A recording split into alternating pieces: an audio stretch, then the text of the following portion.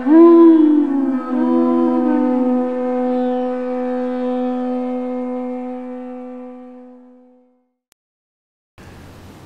Namo Bhagavate Vasudevaya.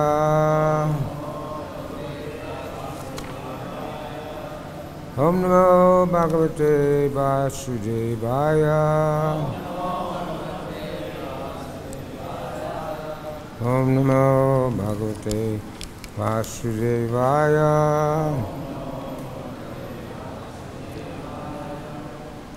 Reading from Srimad Bhagavatam, 7th Canto, Chapter 15, Text 26, Instructions for Civilized Human Beings. Yasya Sakshat Bhagavati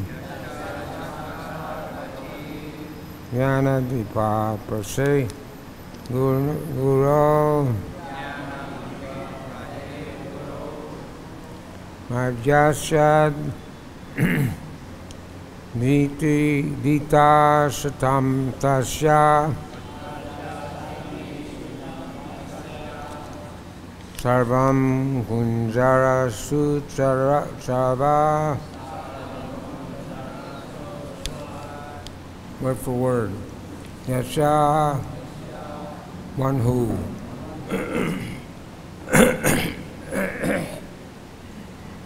Rakshad, directly. Bhagavati, the Supreme Personality of Godhead. Jnana Dipa Prade, who enlightened with the torch of knowledge. Guru, unto the spiritual master. Marcha Asti Asat Diha, considers the spiritual master to be like an ordinary human being. He maintains such an unfavorable attitude. Trutam, big knowledge. Tasya, for him. Sarvam, everything. Kunjara, Sochabat, like the bath of an elephant in a lake.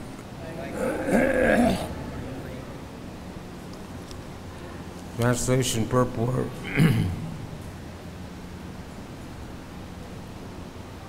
By His Divine Grace, A.C. Bhakti-Yoga, Swami Srila Prabhupada. The spiritual master should be considered to be directly the Supreme Lord because he gives transcendental knowledge for enlightenment. Consequently, for one who maintains the material conception that the spiritual master is an ordinary human being, everything is frustrated. His enlightenment, his Vedic studies, and knowledge are like the bathing of an elephant. Purport. It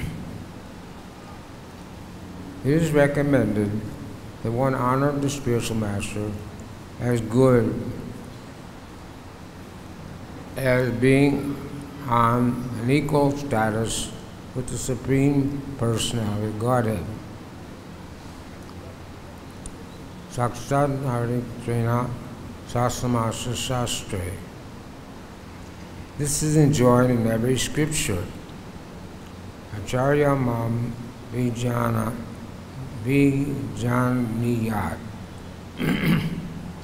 One should consider the Acharya to be good as the Supreme Personality of Godhead.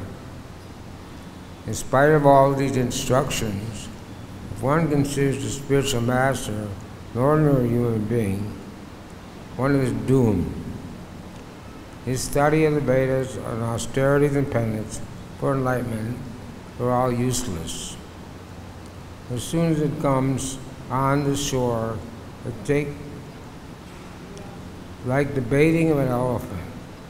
An elephant bathes in a lake quite thoroughly. But as soon as it comes on the shore, it takes some dust from the ground, and strews it over its body. Thus there's no meaning to the elephant's bath. One may argue by saying that since the spiritual master's relatives and men of his neighborhood consider him an ordinary human being, what is the fault on the part of the disciple who considers the spiritual master an ordinary human being? This will be answered in the next verse. But the injunction is the spiritual master should never be considered an ordinary man. One should strictly adhere to this instruction of the spiritual master. For if he is pleased, certainly Supreme Personality Godhead is pleased. Yasha prasada bhagavad prasado, yasha prasada naratindu gopi. Omar Giratram Dashya Janajana Shlakaya Sakshuramitam Zina Tasme Shri Gurve Namaha Sri Chaitanya Manobhistam Tapitam Yena Bhutle Swayam Rupa Gadamayam Danti Swavadantikam Sri Krishna Chaitanya Prabhu Nityananda Sri Advaita Gadadhar Srivasri Gaur Bhaktivinoda Hare Krishna, Krishna Krishna, Hare Hare Hare Rama, Rama Rama, Hare Hare.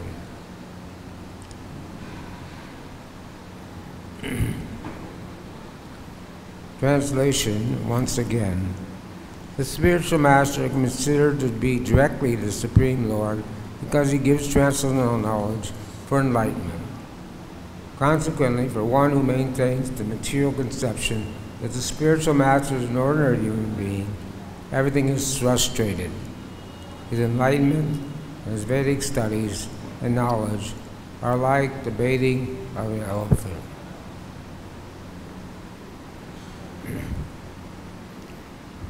So when Srila Prabhupada was on 2nd Avenue,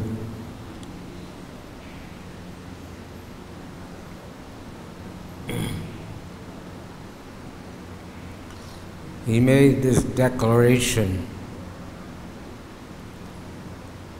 that the spiritual master is as good as the Supreme Personality Godhead.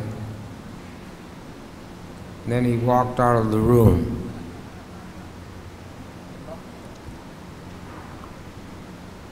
The disciples were confused and bewildered. All along Prabhupada saying he's not God, now he's saying he is God. So they went up to Prabhupada and asked Prabhupada to clarify this point.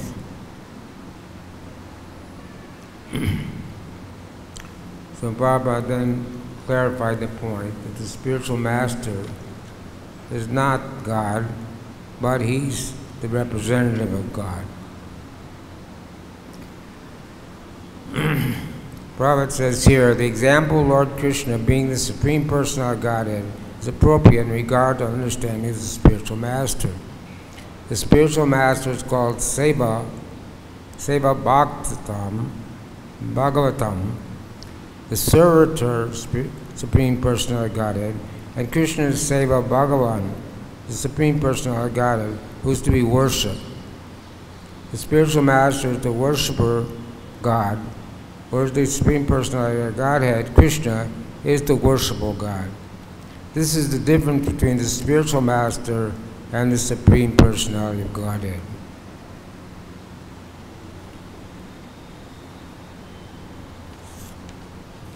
So one time I was visiting one doctor, and he wasn't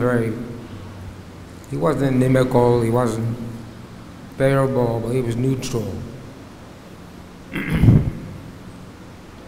But one day I went to visit him, and he said, in many unkind words, not that I want to repeat here, that your spiritual master is just like everyone else.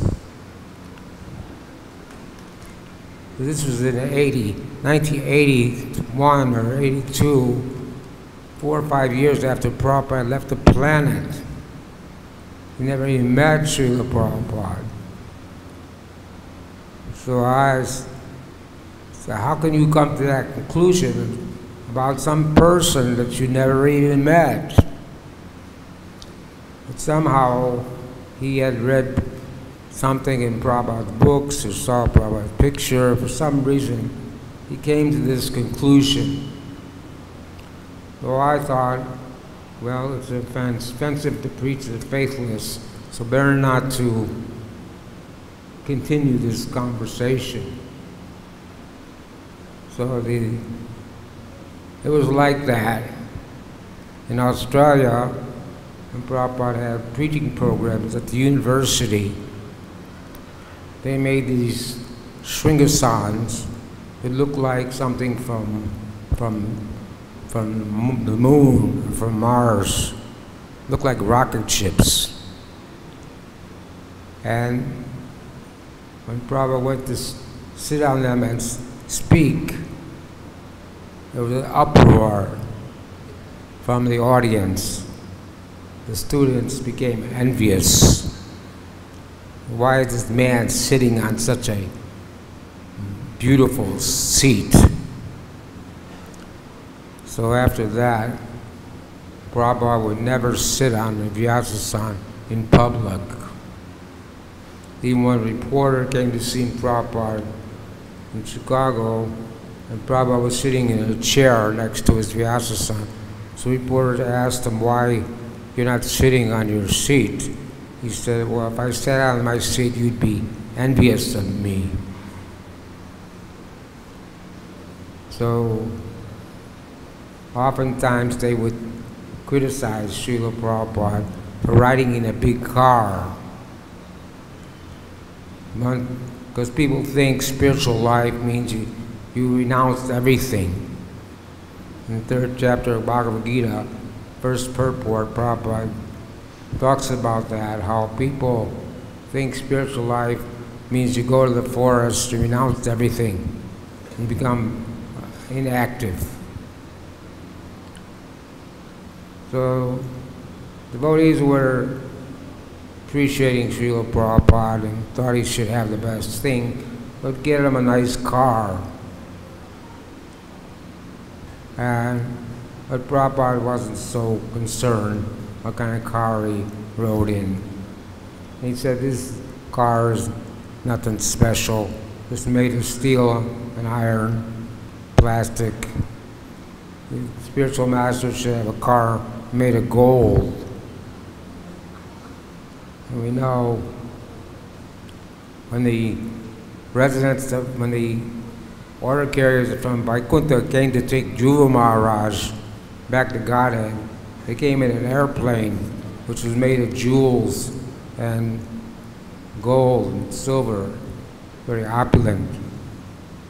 And Prabhupada said the scientists are proud that they've created the airplane, can go so many places, but it's just steel and iron. There's nothing special. So it doesn't matter. The Guru's position doesn't diminish whether he rides in a big car or a small car, whatever. He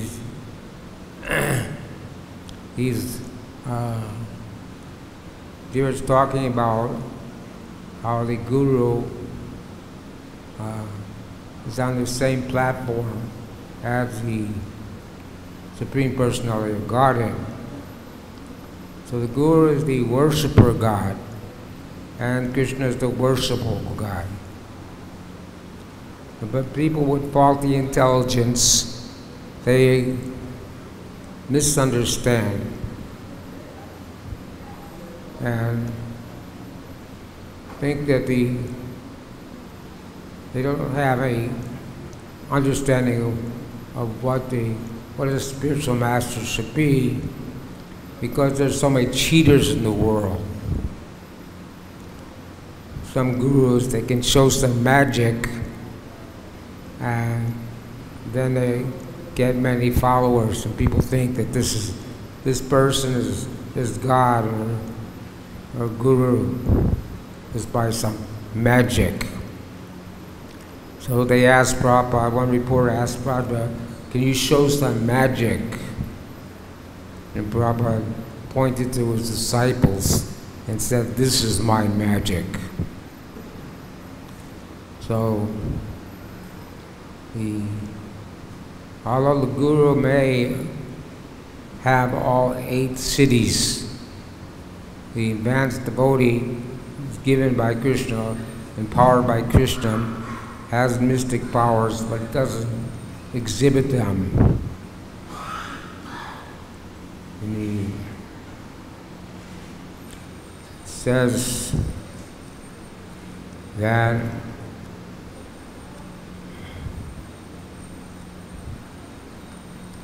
one should know the acharyas myself and never disrespect him in any way. One should not envy him, thinking him an ordinary man, for he's the representative of all the demigods. One time, Lord Chaitanya came to Vrindavan, and people were coming to Lord Chaitanya, and they were rushing off somewhere. So Lord Chaitanya said, "Where's everybody going?" He said, "Well, we're going to see Krishna." He said, "What do you mean you're going to see Krishna?" They were seeing a man, a fisherman, on the Yamuna with a boat and a light. And they thought that was the Krishna, the fisherman was Krishna, and the light was a jewel on the Kaliya serpent. So they thought they were seeing Krishna. So then even Lord Chaitanya's servant at that time, Bhagavad Bhattacharya, said to Lord Chaitanya, "Can I go and see Krishna?" And Lord Chaitanya gave him a slap, a mouth slap. Said, "You fool, Krishna doesn't appear like that. Krishna doesn't appear in Kali Yuga like that." Then when some intelligent gentleman came and told them that actually what people were seeing was a fisherman on a boat with a light in the Yamuna. So this is common in today's age. People think an ordinary man to be God and God to be an ordinary man. Even when Krishna went to Mathura, the first person he met was a washerman. So Krishna, Balaram, the guard boys, said to the washerman, "You should give us some nice clothing." But they refused. The washerman said that these clothes are meant for the king, Kamsa, and you shouldn't be so impudent, otherwise you will be punished. So Krishna took his hand and cut off his head, and then took all the clothes they wanted.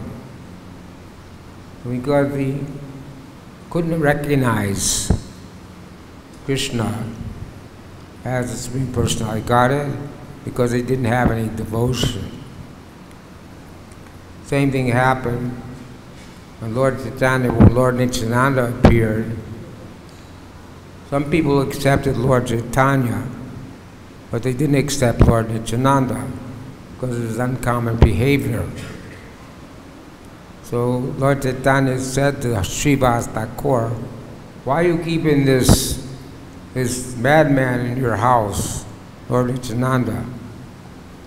Srivas Thakur said, "Even if he marries a low-class woman or goes to a liquor shop, I'll never reject Lord Nityananda." So Lord Chaitanya and Lord Nityananda, of course, are non-different than Krishna and Balaram. But because of his uncommon activities, sometimes people couldn't recognize Lord Nityananda and only accepted Lord Chaitanya. It's called the half-hen philosophy. One man had a chicken that gave golden eggs, but he was thinking after some time that I'm spending so much money feeding this chicken, I'll cut off its head. I don't want to feed him anymore. Of course, when he did that, he didn't get any more golden eggs. The half-end philosophy was that you accept Lord Chaitanya, but you don't accept Lord Nityananda. It's like bathing a Brahmin and then beating him over the head with a stick at the same time. So in this way, people can't recognize the spiritual master, can't recognize the Supreme Personality of Godhead. But the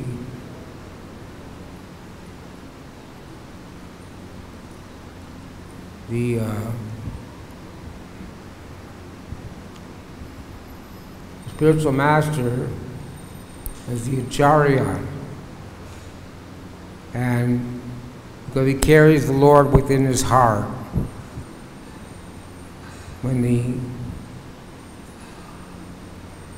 When King Bhagirath wanted the Ganges to descend to the material world, she refused because for two reasons. Said that the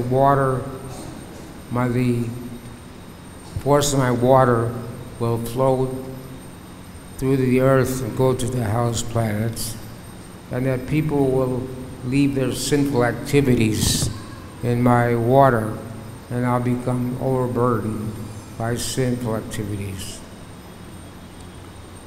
So the solution was, he called Lord Shiva, and he caught the Ganges on his head, and then they said that when saintly persons bathe in your water, they will absorb the sinful activities of the people because they're carrying the Lord in your heart. It's like they told Vidura that the persons who take care of the Lord resides in your heart. That you're as good as the Supreme Personality of Godhead. So, those who think like this, that the spiritual master is an ordinary man, they're doomed. And all their spiritual activities are useless. The problem is many scholars and scientists, Vedantists, who thought they were so intelligent, but they couldn't appreciate Srila Prabhupada, and they couldn't take up spiritual life, even though they were meeting him in person. But the devotees, many devotees will testify, as soon as they saw Srila Prabhupada, they could understand that this was not an ordinary man. And it says here that even the family members may think the spiritual master to be an ordinary man. But Prabhupada, being empowered by Krishna, unless someone's empowered by Krishna, he can't do anything. And Dhruva Maharaj met the Supreme Lord after 6 months of meditation. He wanted to offer prayers to the Lord. But because he was a child, he was inexperienced. He didn't know how to offer prayers. So the Lord touched his conch shell to the head of Dhruva Maharaj. And Dhruva Maharaj immediately got a spiritual body and was able to offer very nice prayers. So the spiritual master, or anyone who translates Vedic knowledge or presents himself as a spiritual master and can instruct others on spiritual matters, has to be empowered by Krishna. And Srila Prabhupada said that his purports, Srimad Bhagavatam, he was getting dictation from Super Soul. Someone take his child. Haribo. Haribo.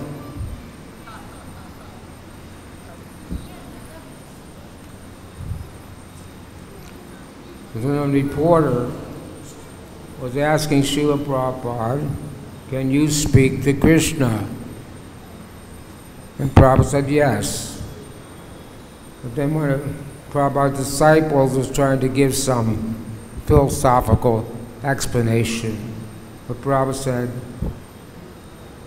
stopped him and said, I can speak to Krishna. So Prabhupada was taking dictation from Super Soul. And also in the case of Dhruva Maharaj, when he became the king, he also got the power to not only to take dictation from Super Soul, but to see the Super Soul in every living being. So learned Brahman, he doesn't see like ordinary people. He doesn't see like ordinary people. Although he may look like an ordinary man, he sees that the spirit soul in every living entity accompanied by the Super Soul. So Prabhupada, in 1965, boarded the Jaladuta to carry the message of Lord Chaitanya all over the world, because he was ordered by his Guru Maharaj, 1922, that you should preach the message of Lord Chaitanya in the English-speaking world. So Prabhupada took that order to heart and prepared himself for the rest of his life from 1922 to 1965. Prabhupada never thought that order was not possible. So he would associate with advanced devotees. He studied Srimad Bhagavatam, studied all the books. When he came to America, he came with Jnana Chakshus. Says the foolish living entity cannot understand how he accepts his body or quits this body. But one who has eyes of knowledge, Jnana Chakshus, can see all this clearly. So Prabhupada had that vision, eyes of knowledge. So when he went to America, to start this Krishna consciousness movement, he was able to preach to so many different kinds of people, scientists, philosophers, scholars. But you'll never find any time, not one single time, where Prabhupada was ever defeated by someone, some mundane person. Prabhupada would talk to so many people, but he would not compromise. He tried to make his points very clear. Prabhupada's preaching was always very clear. His purports are always very clear. Guru Krishna presided by Bhakti Lata Beach, Kiva Vipra, Kiva Yasi, Jai Guru Hoy. It says in Chaitanya Charitamrita that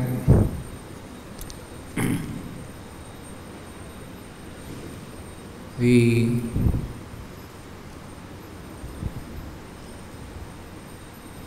Kiva Vipra, Kiva Yasi, Sudra Kena Nai, Ye Krishna Tapavid, Say Guru Hoy. Whether one is a Brahmin, a sannyasi, a Sudra, regardless of what he is, he can become a spiritual master if he knows the science of Krishna. So this was Prabhupada family was born, and his father was a Vaishya. Of course, he was a pure devotee of Krishna, but he wasn't born in a Brahmin family. Narottam Das Thakur, one of our great acharyas, also was not born in a Brahmin family. He was born in a Kshatriya family. But this is not the qualification to become a spiritual master. Qualification is he has to teach the science, know the science of Krishna,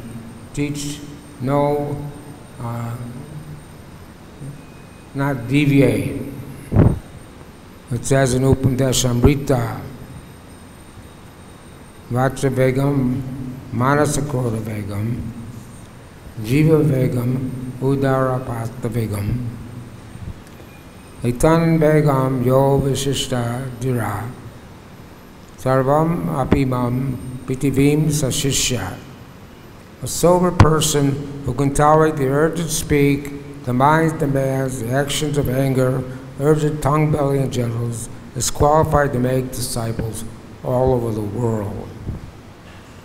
So this is one of the qualifications of a spiritual master, that the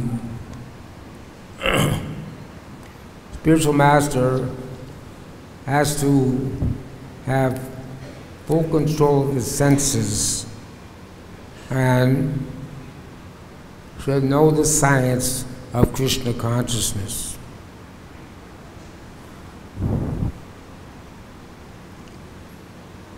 One should know the acharya as myself and never disrespect him in any way.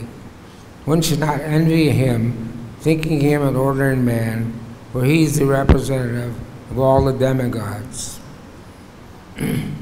This is the instructions of Lord Krishna to Uddhava. And Lord Vrindavan told his 100 sons, one who cannot deliver his dependents from the path of repeated birth and death should never become a spiritual master, a father, a husband, a mother, a worshipable demigod. So this is the qualification of a spiritual master, that he doesn't deviate, and he has the ability to take his disciples back to Godhead. Otherwise, one might ask, what is the use of taking a spiritual master if he's an ordinary man? Then he can't do anything for you or anyone else, or even for himself. So this is the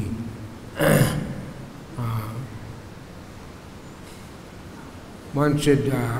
That's why we have the Guru Disciple course nowadays, to train people up so they can recognize, understand how to decide who should be their guru.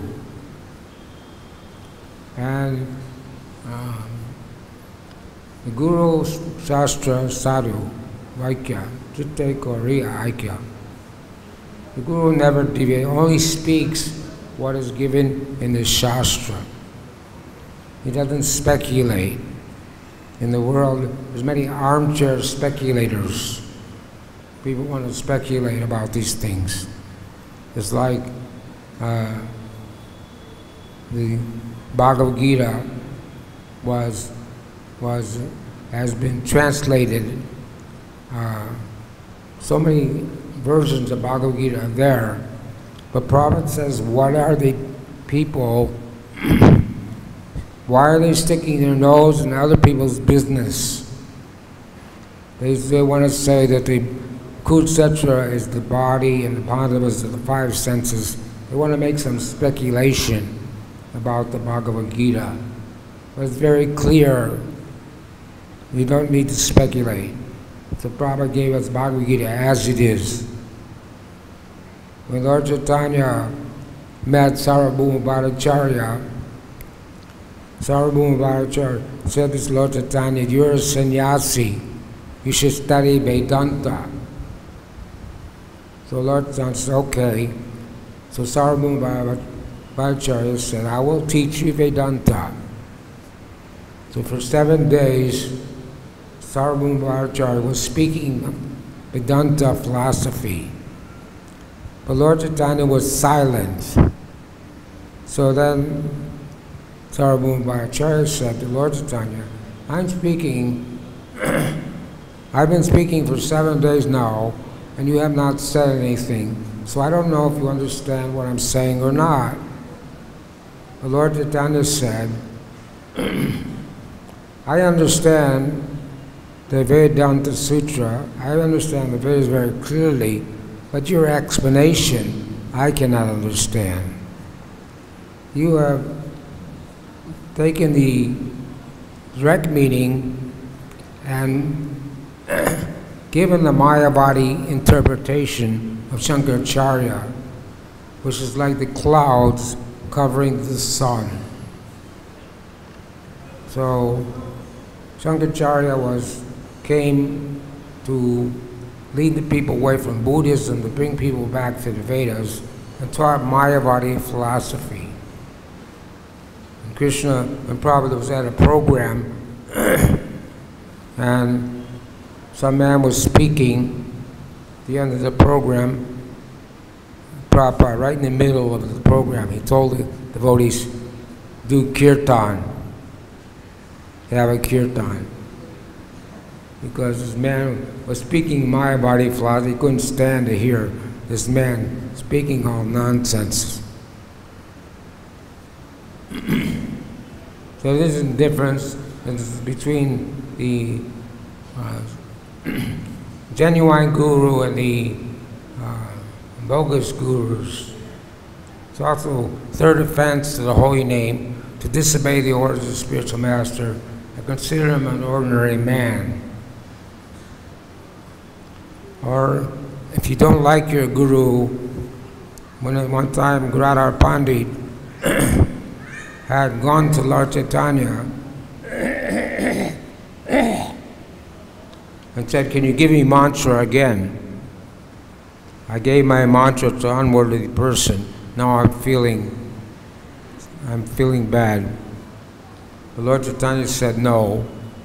If I gave you mantra again, that would create havoc in your spiritual life.